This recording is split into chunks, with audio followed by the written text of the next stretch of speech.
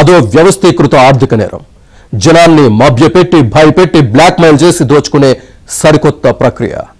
మోసపోయే వాళ్ళు ఉన్నంత వరకు మోసగించే వాళ్ళు ఉంటారన్న సామెతను నిజం చేస్తూ డిజిటల్ అరెస్ట్ గ్యాంగులు 3 పువ్వులు 6 కాయలుగా వర్ధిల్లుతూనే ఉన్నాయి. ఎంతో వివేకవంతులుగా చలామణి అయ్యేవారు, చుట్టూ భారీ భద్రత ఉండే సెలబ్రిటీల కుటుంబ సభ్యులు సైతం డిజిటల్ అరెస్టుకు గురవుతున్నారు. సైబర్ గ్యాంగులు సరే, డిజిటల్ అరెస్టుకు గురయ్యే వారి సైకాలజీ ఏంటి?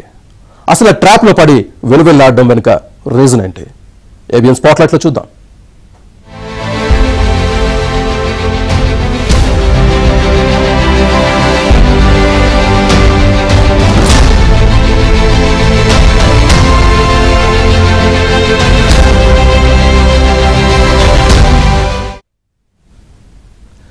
ఆర్థిక నేరాలు, సైబర్ మోసాలు కొత్త పుంతలు తొక్కుతున్నాయి. పైసా ఖర్చు లేకుండా దోచుకునే బ్యాచ్లు స్వైర విహారం చేస్తున్నాయి. చిట్ ఫండ్లు, ఓటీపీలతో మోసాలు పాతబడిపోయాయి. ఇప్పుడు డైరెక్ట్గా అకౌంట్ టు అకౌంట్ ట్రాన్స్ఫర్ చేస్తున్నారు. భయపెట్టి బెదిరించి నగదు బదిలీ చేయించుకునేందుకు పెట్టిన ఒక ఫ్యాన్సీ పేరే డిజిటల్ అరెస్ట్. అక్కినేని నాగార్జున కుటుంబాన్ని కూడా డిజిటల్ అరెస్ట్ చేయగలిగారంటే వాళ్ళు ఎంతగా ఆరితేరిపోయారో అర్థం చేసుకోవచ్చు.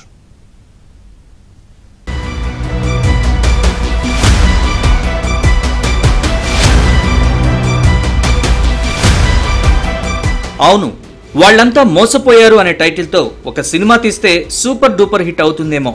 డిజిటల్ అరెస్ట్తో మోసపోయిన వాళ్ళందరి క్యారెక్టర్లు అందులోనే పెట్టేస్తే సినిమాకు ఒక సార్థకత కూడా రావచ్చు.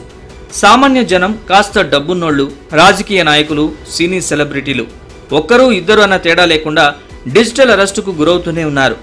తమ కుటుంబంలో కూడా ఒకరు డిజిటల్ అరెస్టుకు గురయ్యారని ప్రముఖ హీరో అక్కినేని నాగార్జున ప్రకటించి ఒక సంచలనమే సృష్టించారు. ప్రైవసీని కాపాడుకునే దిశగా కుటుంబంలో బాధితుల పేరుని ఆయన వెల్లడించకపోయినా జరిగిన మోసం మాత్రం నిజమే కదా. ఫ్యామిలీ మెంబర్ని ఒక డిజిటల్ అరెస్ట్ లో ఆల్మోస్ట్ 2 days పెట్టారు. ఇదే ఒక ఆర్గనైజేషన్ ఇస్ డన్ సో వాళ్ళు ట్రాక్ చేస్తారు, వీక్నెస్ చూసుకుంటారు, ఎలా పట్టుకోవాలి, మేము ఎలా చేయాలి అని చేసి, and they have all the details, credit card account details, everything. And కేవలం మనం తెలియకుండా ఏదో ఒక వెబ్సైట్ ఏదో దొరికింది, ఇది ఇంట్రెస్టింగ్గా ఉందని చెప్పి వెళ్తాం. ఇది సినిమాలు చూపించడం అనేది it is a big trap. అన్నీ తెలిసిన వాళ్ళు, అన్నీ తెలిసే అవకాశం ఉన్నవాళ్లే డిజిటల్ అరెస్ట్ పేరుతో కేటుగాళ్ల చేతిలో మోసపోతున్నారు. వైఎస్ఆర్ కడప జిల్లా మైదుకూరు టీడీపీ ఎమ్మెల్యే పుట్టా సుధాకర్ యాదవ్ ఇటీవల సైబర్ నేరగాళ్ల వలకు చిక్కారు. ఆయన్ను డిజిటల్ అరెస్ట్ చేసిన మోసగాళ్లు ఏకంగా 1,07,00,000 కాజేశారు. Mumbai cyber crime inspector Gaurav Shukla phone చేస్తున్నట్లుగా చెప్పిన నేరగాడు Sudhakar Yadav sim card, Aadhaar card, bank ఖాతాలతో మనీ లాండరింగ్ జరిగిందని, మొత్తం 17 కేసులు నమోదయ్యాయని చెప్పడంతో పాటు వాట్సాప్ వీడియో కాల్ కూడా చేశాడు. నకిలీ అరెస్ట్ వారెంట్, సిబిఐ పేరుతో ఉన్న ఉత్తర్వులు చూపించాడు. సుధాకర్ యాదవ్ పేరుతో కెనరా బ్యాంకులోకి 3 కోట్ల రూపాయలు డిపాజిట్ అయ్యాయని, వాటి వివరాలు చెప్పే వరకు డిజిటల్ అరెస్ట్ చేస్తున్నామని సైబర్ నేరగాళ్లు బెదిరించారు. దాంతో సైబర్ నేరగాళ్లకు భయపడిన సుధాకర్ యాదవ్ 1,07,00,000 జమ చేశారు. అయినా మరో 60 లక్షలు అడగడంతో ఆయన హైదరాబాద్ సైబర్ క్రైమ్ పోలీసులకు ఫిర్యాదు చేయగా మొత్తం వ్యవహారం బయటపడింది. ఉత్తరప్రదేశ్, ఢిల్లీ, ఏపీకి చెందిన 8 మంది అరెస్ట్ అయ్యారు.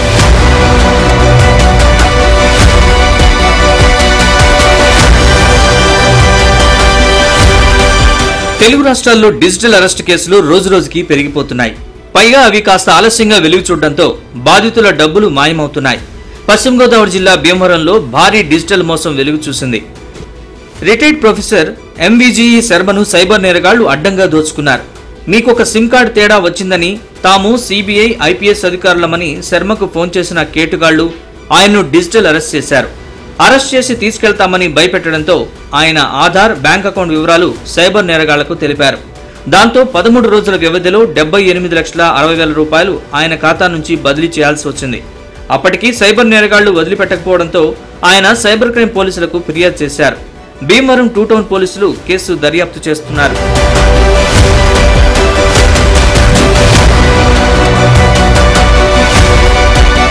ఇక డిజిటల్ అరెస్టుల పేరుతో అమాయకుల్ని బెదిరించి వారి నుంచి డబ్బు గుంజుతున్న ఇద్దరిని మదనపల్లి పోలీసులు అరెస్ట్ చేశారు.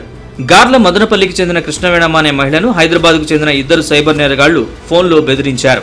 తాము సిబిఐ అధికారులమని చెప్పుకున్నారు. డిజిటల్ అరెస్ట్ చేస్తున్నామని బెదిరించి పలు దఫాలుగా 36 లక్షల్ని బ్యాంకు ఖాతాల నుంచి బదిలీ చేయించుకున్నారు. చివరకు బాధితురాలు మదనపల్లి 2 టౌన్ పోలీసులకు ఫిర్యాదు చేయగా సాంకేతిక ఆధారాలతో చంద్రశేఖర్, వినోద్ అనే ఇద్దరిని పీలేరు వద్ద అరెస్ట్ చేశారు.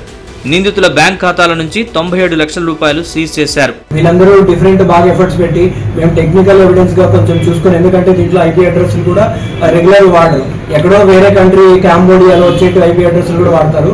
సో మనం ఇది సైబర్ గా టెక్నికల్ గా కూడా బాగా చూసుకొని నీట్ గా మన టైం కన్స్యూమింగ్ చేసుకొని హైదరాబాద్ కు ఆల్మోస్ట్ 2-3 సార్లు మేము టీంని పంపించేసి ఆల్మోస్ట్ వెళ్ళి ఒక 4-5 డేస్ అక్కడ వర్కౌట్ చేసిన తర్వాత ఒక 10-15 రోజుల తర్వాత మనం ఇది పట్టుకోవడం జరిగింది.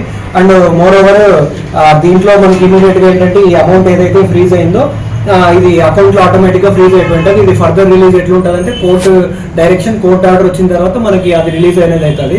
సో దీంట్లో ఇంకా వీళ్ళు ఇప్పుడు ఏదైతే ఉందో ఈ అకౌంట్ లో వీళ్ళకి వచ్చిన 36 lakh కాకుండా ఇంకా మిగిలిన సైబర్ ఫ్రాడ్స్ కూడా చేశారు. అండ్ మోర్ ఓవర్ మనం వీళ్ళ అకౌంట్ లో ఫ్రీజ్ చేయించింది 97 lakhs ఫ్రీజ్ చేశాము. అండ్ వీళ్ళ మీద ఆల్రెడీ కూడా గూడూరులో ఒక కేసు ఉంది, ఆకివీడులో ఒక కేసు ఉంది. ఆకివీడు అంటే వెస్ట్ గోదావరిలో ఉంది, గూడూరు తిరుపతి డిస్ట్రిక్ట్ లో ఉంది. ఇంకా వీళ్ళు సైబర్ కేసులు ఏం చేశారు, ఇంకా దీంట్లో లింక్ ఏదనేది కూడా మనం ఇక్కడ నుంచి స్టార్ట్ చేసాము. ఫస్ట్ లేయర్ వెళ్ళాము, సెకండ్ లేయర్ వెళ్ళాము. ఇలా ఢిల్లీలో ఏ గ్యాంగ్ ఉందనేది కూడా మనము డెఫినెట్ గా దీన్ని ట్రేస్ అవుట్ చేస్తాము. అండ్ ఇంకా మోర్ ఓవర్ మన పెండింగ్ ఉండేవి ఇంకా డిజిటల్ అరెస్ట్ కేసులు ఏమైనా ఉన్నా వీళ్ళతో లింక్ ఉన్నాయా, ఈ 96 lakhs లింక్ ఉన్నాయనేది కూడా మనం ఫర్దర్ గా ఇన్వెస్టిగేషన్ అనేది చేసి ఈ కేసుని ఒక కొలిక్ అనేది తీసుకురావడం అనేది జరుగుతుంది. రాజమండ్రి, నల్లగొండ ఇలా ఎక్కడ చూసినా సైబర్ క్రైమ్స్, డిజిటల్ అరెస్టులు జరుగుతూనే ఉన్నాయి. Mother of all digital arrest అని చెప్పే ఒక ఘటన కర్ణాటకలో చోటు చేసుకుంది. సిబిఐ ఆఫీసులమని చెప్పి సైబర్ నేరగాళ్లు ఓ మహిళను దారుణంగా మోసం చేశారు. డిజిటల్ అరెస్ట్ పేరుతో ఆమె నుంచి ఏకంగా 32 కోట్లు కొల్లగొట్టారు. వీడియో కాల్ ద్వారా ఆమె కదలికల్ని ఎప్పటికప్పుడు కనిపెడుతూ 6 నెలల పాటు ట్రాప్లో ఉంచారు. 187 సార్లు బ్యాంక్ ట్రాన్సాక్షన్లు చేయించుకుని గాయపయ్యారు. తనను నిండా ముంచేశారని గ్రహించిన బాధితురాలు ఫిర్యాదు చేయడంతో పోలీసులు దర్యాప్తు చేపట్టారు. బెంగళూరుకు చెందిన సాఫ్ట్వేర్ ఇంజనీర్ ఉషారానికి 2024 సెప్టెంబర్ 15న ముంబై నుంచి కాల్ వచ్చింది. తాను సిబిఐ ఆఫీసర్నని, మీ పేరుతో నకిలీ పాస్పోర్ట్లు, క్రెడిట్ కార్డులు వచ్చినట్లు ఫిర్యాదు వచ్చిందంటూ ఉమారాణి నుంచి వివరాలన్నీ నోట్ చేసుకున్నాడు. పోలీసులకు ఫిర్యాదు చేస్తే ఫ్యామిలీ మొత్తం ఇరుక్కుంటుందని ఆమెను బెదిరించాడు. కేసును సీనియర్ ఆఫీసర్ పర్యవేక్షిస్తాడని చెప్పి మరో వ్యక్తితో కాల్ చేయించాడు. ఈసారి వీడియో కాల్ చేసిన ఆ వ్యక్తి ఉమారాణి ద్వారా 2 స్కైప్ ఐడీలను ఫోన్లో ఇన్స్టాల్ చేయించాడు. ఆపై డిజిటల్ అరెస్ట్ చేస్తున్నామని బెదిరించి మీ ఆస్తులన్నీ ఆర్బీఐకి చెందిన బ్యాంకు ఖాతాల్లో జమ చేయాల్సి ఉంటుందని ఆదేశించాడు. అలా గతేడాది నుంచి దోచుకుంటూనే ఉన్నారు. ఈ ఏడాది జనవరి కల్లా సిబిఐ లెటర్ హెడ్ తో క్లియరెన్స్ సర్టిఫికెట్ ఇచ్చిన నేరగాళ్లు డబ్బులు త్వరలోనే రిటర్న్ వస్తాయంటూ దాటవేస్తూ వచ్చారు. మార్చి కల్లా వాళ్ల ఫోన్ను పనిచేయకపోవడంతో తాను మోసపోయానని గ్రహించిన ఉమారాణి ఇటీవల బెంగళూరు సైబర్ క్రైమ్ పోలీసుల్ని ఆశ్రయించారు. ఇప్పుడు విచారణ జరుగుతోంది.